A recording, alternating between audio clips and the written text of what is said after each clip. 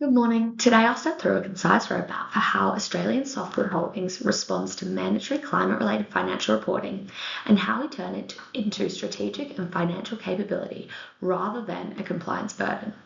I'll briefly cover the rationale, the key steps we take to identify and assess climate risks and opportunities, how this feeds into scenario analysis and transition planning, how we monitor progress, and what this means for our financial reporting, people, technology, and decision making.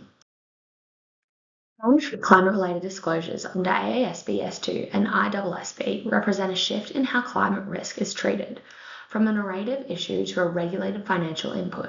For ASH, climate risk is inherently material due to long-life assets, exposure to physical hazards like fire and flood, and increasing transition pressures from policy, energy markets, and customers. The purpose of this roadmap is to ensure ASH responds early, deliberately, and consistently, avoiding asset mispricing, inconsistent disclosures, and reactive capital decisions, while positioning timber as a low-carbon opportunity supported by credible financial assumptions. The first step in the roadmap is identifying ASH's climate-related risk and opportunities using a double materiality assessment. The purpose of this step is to narrow the focus, identifying only the climate issues that are genuinely material to ASH's financial performance, position, and long-term value, while also considering ASH's broader impacts. This creates a defensible scope for both sustainability and financial disclosures. Once material risks and opportunities are identified, the next step is assessing how they translate into strategic and financial impacts.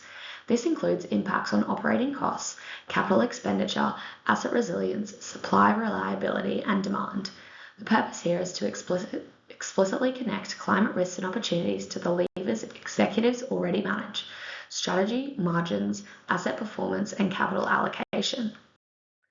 The next step focuses on interconnectedness. Climate risks don't sit in isolation.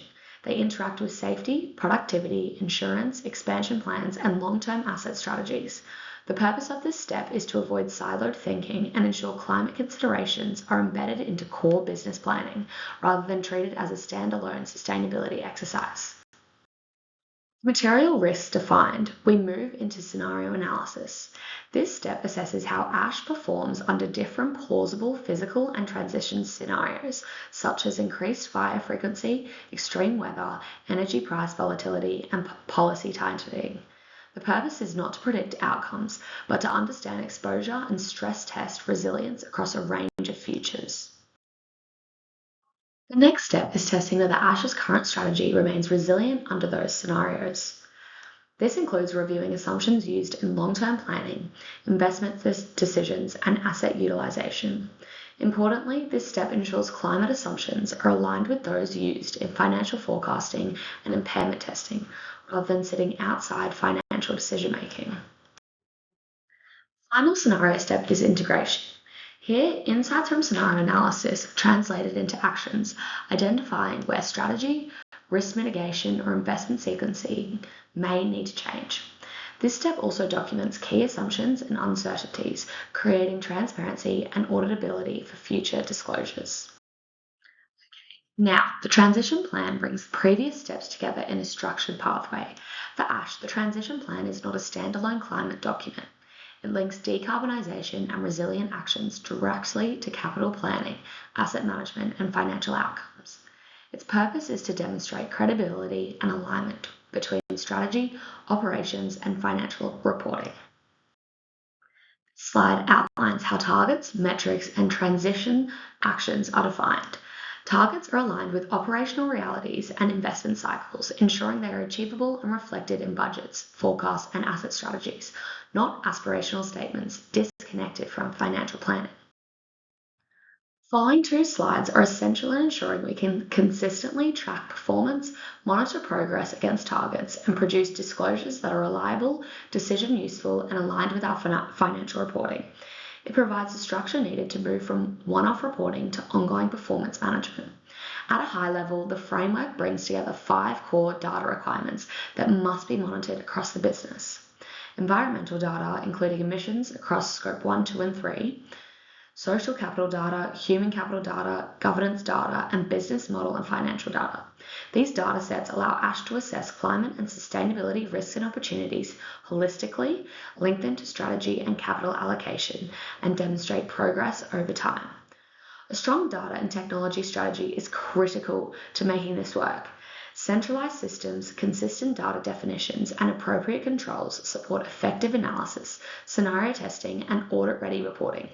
This reduces manual effort, improves data quality, and ensures alignment between sustainability disclosures and the financial statements.